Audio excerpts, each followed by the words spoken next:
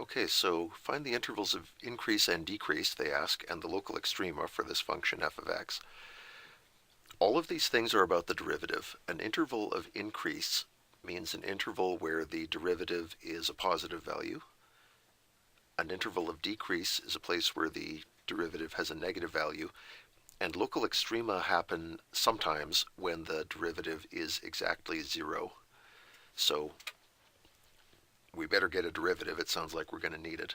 Let's see what that comes out to be. I'll give the d notation a rest and call this f prime of x. And the derivative of this first term is 6x squared. And then we get, the 2 comes down, cancels the 2 here, so we just get x. Derivative of minus 2x is minus 2. And then the derivative of 7 is 0, so that part drops out. Is this factorable? I hope so. We have 6x squared and minus 2. Are there numbers which would add up to 1 and multiply to negative 12? Yes, there are. Plus 4x and minus 3x. There we go. Now if we look for a common factor for each of these pairs, from the first pair I can take out 2x, which leaves behind 3x plus 2. From the second pair I can take out a negative 1, which leaves me with 3x plus 2. And the fact that there's a common factor of 3x plus 2 means it worked. That quadratic factors to 3x plus 2, and the leftover bits are 2x minus 1. Which means the roots for this are negative 2/3 and 1/2. Those are the two places where the derivative is 0. Now, we want to know what's happening around those two values. See where the derivative is positive and where it's negative. So let's have a number line with minus 2/3 on it and positive 1/2 on it. And we're going to see how the derivative behaves right on those values and also between and around those values. We'll see how the 3x plus 2 factor behaves and how 2x minus 1 behaves. And then we'll have like a total row where we see how the derivative overall behaves. Sorry, that's a little cramped. Let's create some space here.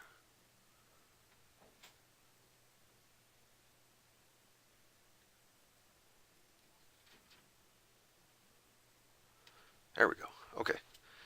So if x is some value lower than minus 2/3, you can pretend that it's minus 1 or minus 100 or whatever you like.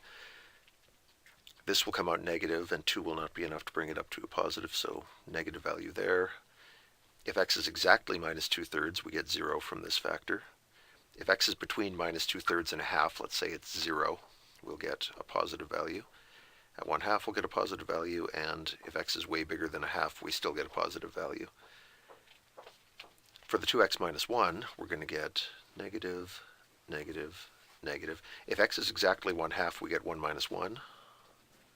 And if x is greater than 1/2, then this factor goes positive.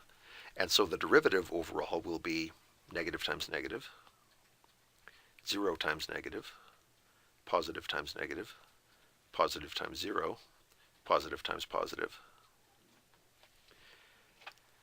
So this means the derivative is positive, meaning our function has a positive slope. It's going uphill before negative 2/3 and after 1/2. Some people write arrows like so to show that. Other people write I and CR for increasing. Either one of those is probably okay. Here, where the derivative is negative, that means our slope is negative, so our function's going downhill. Or you can write decreasing for those. And what's happening at these spots where the derivative is 0? Well, if you're walking uphill, and then the ground flattens out and then drops away, you just pass the top of a hill. This point is the top of a hill, and it's what we call a local maximum. Local max means if you stand right on that point, you are higher up than any other point in your immediate neighborhood, in the local area. There might be points way over here where it ends up higher, but if you look in a small enough region, you can say, I'm higher here than I am anyplace else, than I would be anyplace else nearby. At this point, the ground is going downhill, then it's flat for a moment, and then it starts to rise. Well, if the ground goes down, flat, and up, that's the bottom of a valley, or what we call a local minimum. So we have our intervals of increase and decrease, and they asked us to find the local extrema. If they said the location of the local extrema, we could maybe just get away with saying the extrema occur at minus 2/3 and 1/2, but if they ask us to find the local extrema, technically we should get y values for them as well. We're not really done until we've given that information. So, let's see here. If x is negative 2/3, we can put negative 2/3, into our original function, not the derivative, because we know the derivative comes out to 0 here. It's the height of the actual function that we want. And let's see what this thing does at negative 2/3. We'll get 2x cubed plus x squared divided by 2 minus 2 times x plus 7. Okay, this is negative 8 over 27 times 2 is negative 16 over 27. This is going to be a lot of fractions, thick and fast, so sorry if I do it a little quickly to conserve time and space. Square this and you get 4/9 divided by 2 and you get 2/9. Now, I could put 2/9 here, but I'd like to keep a common denominator, so I'm going to triple both of these and say 6 over 27. 6/27. Next term, negative 2 times negative 2 makes plus 4/3. But again, I want 27th, so I'm going to multiply the top and the bottom by 9. That'll give me 36 over 27.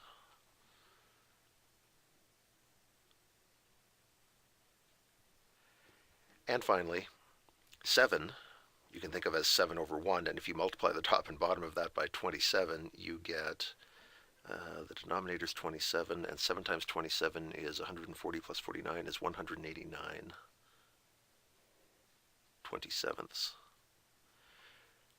If we total all that up, we get 189 plus 36 is 225, plus 6 is 231, minus 16 is 215 27ths.